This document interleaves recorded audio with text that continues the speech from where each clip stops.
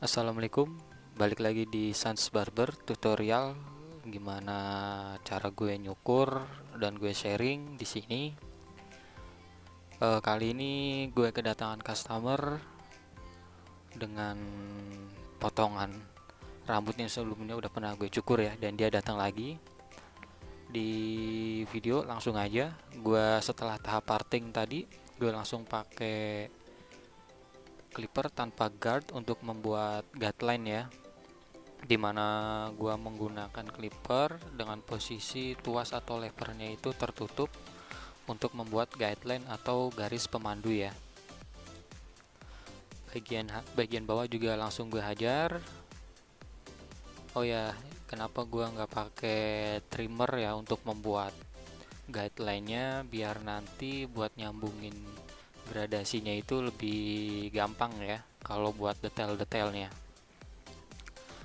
Nah, habis itu gue langsung pakai guard nomor 2 dengan posisi tuas atau levernya itu tertutup ya. Dimana guard nomor 2 ini adalah potongan terpanjang pada rambut bagian sampingnya ya. Tapi di sini gue nggak langsung habis ke atas. Bagian atas masih gue bikin garis pemandu juga atau guideline-nya dengan menggunakan sisir ya. Langsung gue potong bagian kiri juga. Di sini bagian kiri gue skip ya, biar langsung ke poinnya atau bagian yang terkena kamera. Gue gosok-gosok, dan di sini gue lanjut shaving outline buat mempertegas garis natural tepi rambut ya, biar garis naturalnya itu nggak hilang. Garis naturalnya itu nggak hilang ya teman-teman, dengan menggunakan trimmer. Dan buat ngabisin rambut bagian bawah juga ya. Nah, ini maksud gue tadi kenapa gue langsung pakai clipper buat guideline-nya, nggak pakai trimmer kayak gini ya. Karena ukuran clip trimmer itu kan kecil banget pisaunya ya. Jadi nanti susah buat nyambungin. Nah, di sini gue pakai guard nomor 1 buat nyambungin guideline atau garis pemandu nomor 2 tadi dengan posisi tuas atau levernya itu terbuka buat nyambungin si guard nomor 2 nya. Dengan sepatu nomor 1 ini ya, tapi gerakan clippernya gue bikin mengambang atau gerakan si stroke atau mencangkul keluar ya, tidak terlalu menempel pada kulit agar tidak membentuk guideline baru.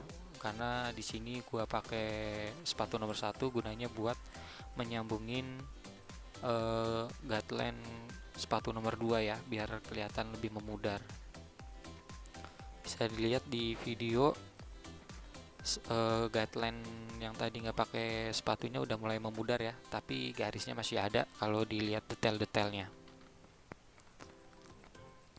Nah, di sini gue pakai guard nomor 0,5 atau sepatu 0,5 dengan posisi tuas atau levernya itu dimainin ya, buka tutup buat nyambungin guard nomor 1 atau sepatu nomor 1-nya.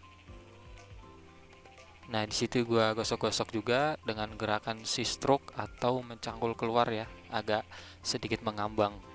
Jadi tidak membentuk guideline baru atau garis pemandu baru, biar sepatu nomor 0,5-nya ini nyambungin sepatu nomor 1-nya tadi ya. Jadi gue di sini tuh teknik motongnya itu pakai dari atas ke bawah ya, bukan dari bawah ke atas. Ada sih beberapa cara. Dia ada yang mulai dari bawah ke atas dengan menggunakan sepatu atau guard yang bertahap dari bawah ke atas, ada juga dari atas ke bawah. Nah, ini gue pakainya dari atas ke bawah ya. Nah, bisa dilihat di video gue pakai sepatu nomor 1 lagi buat memperhalus bagian-bagian rambut yang masih kelihatan agak gelap ya.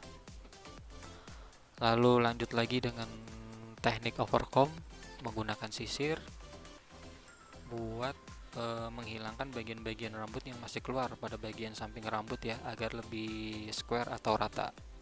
Jadi itu bagian rambut-rambut yang biasanya masih panjang beberapa helai, satu dua gitu yang keluar-keluar kelihatan dari kaca, gue pakai sisir atau teknik overcomb ya.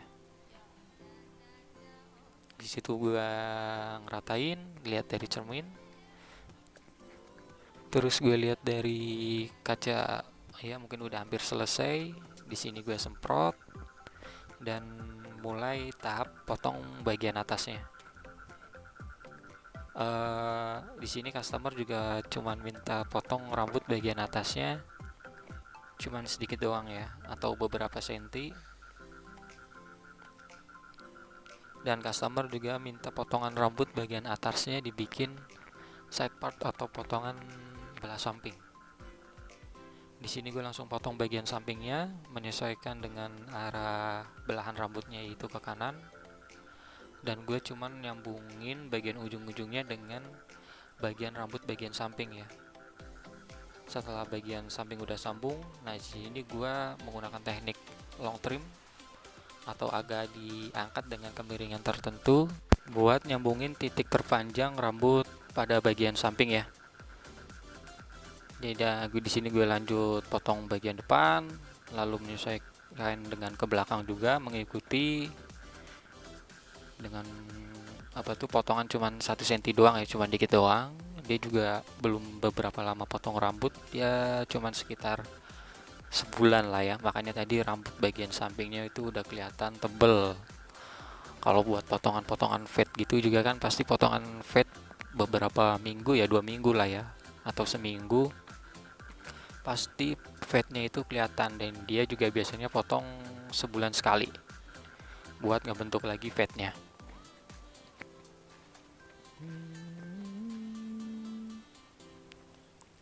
Nah di sini dia juga habis dicat ya, habis dicat. Nah tadinya dicat highlight cuman beberapa aja, terus dia cat warna abu-abu sendiri di rumah. Cuman karena kemarin si bleachingnya itu cuman 2 kali waktu itu gua oles, jadinya warna abu-abunya nggak keluar ya, dan timbullah warna coklat rambut bagian atas. Nah makanya dia bilang ke gua kok nggak masuk, ya harusnya 1 kali lagi dia buat bleachingnya ya, jadinya sih abu-abunya nggak masuk. Nah di sini gue pakai gunting tinning atau gunting sasak buat bentuk ujung rambut agar kelihatan lebih natural, dan pada bagian samping rambut biar nyambung ya. Nah di sini gue juga cuman potong-potong atau sasak bagian ujungnya aja biar kelihatan natural.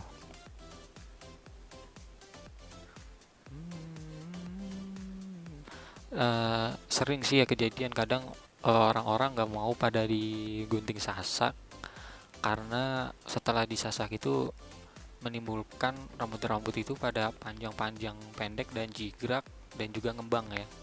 Nah di sini gue biasanya sebelum gunting sasak gue tanyain ke customernya mau disasak nggak.